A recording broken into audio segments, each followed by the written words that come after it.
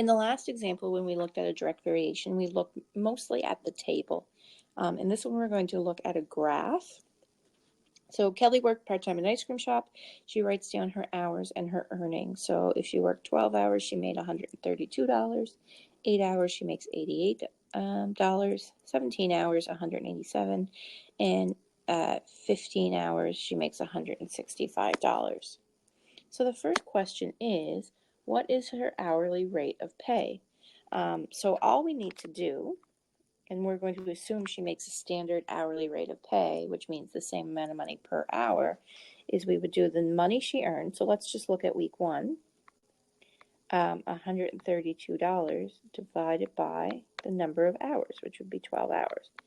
And it tells us that in 1 hour, she would make $11. So $11 per hour. B part wants us to create a scatter plot so that shows the hours as they increase and money earned. So on this graph, we would put the number of hours along the bottom, the independent variable, and the money earned along the side, which is the dependent variable. And there's our graph right there. So you can see 12 hours and $132 is right there. 8 hours and $88. Sorry. 17 hours and 187, and 15 hours and 165. You can see those 4 points plotted. Okay. So what is the pattern of the points? It's definitely a linear pattern. So the points follow a straight line.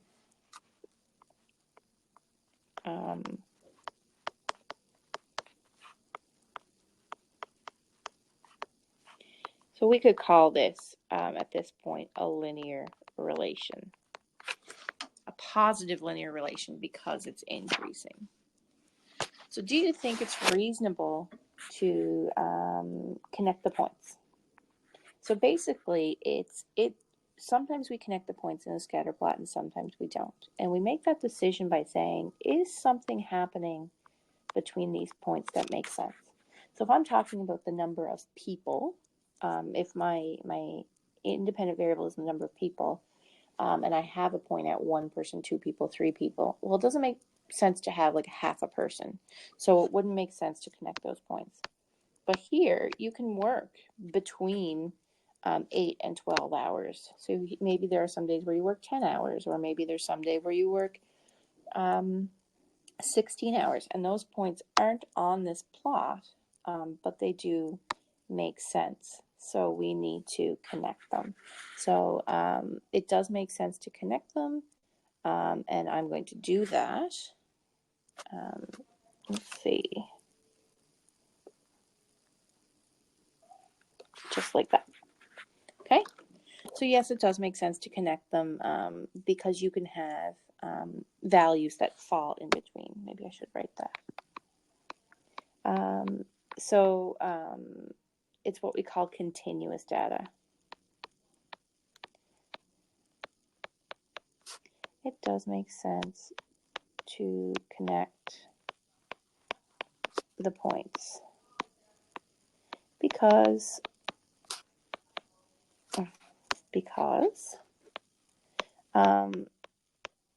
values exist in between. And this is what we call, I'm going to write the word continuous data.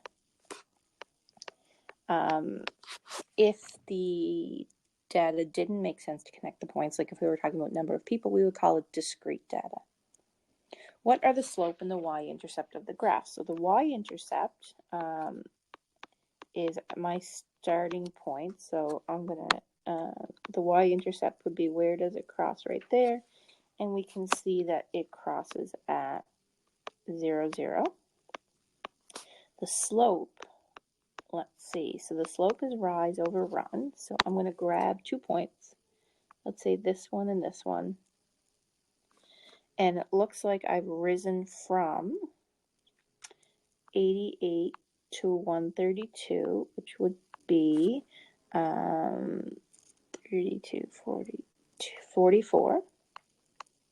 And I've gone from 8 hours to 12 hours, which would be 4. So it would be 44 over 4, which would be 11, which makes sense because our rate of pay, which is kind of the same as our rate of change, is $11 per hour. Okay. Use the graph to estimate how many hours Kelly would have to work to earn $200. So here's $200. We go over to our line and we hit right here. And we can come down and say it's right between 15 and 20.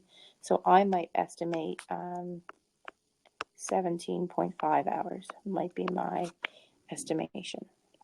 Okay. And explain how the graph shows that the relationship between the number of hours worked and earning is a direct variation. So if I'm looking at the graph, I'm looking for, does it cross 0, 0? And it does.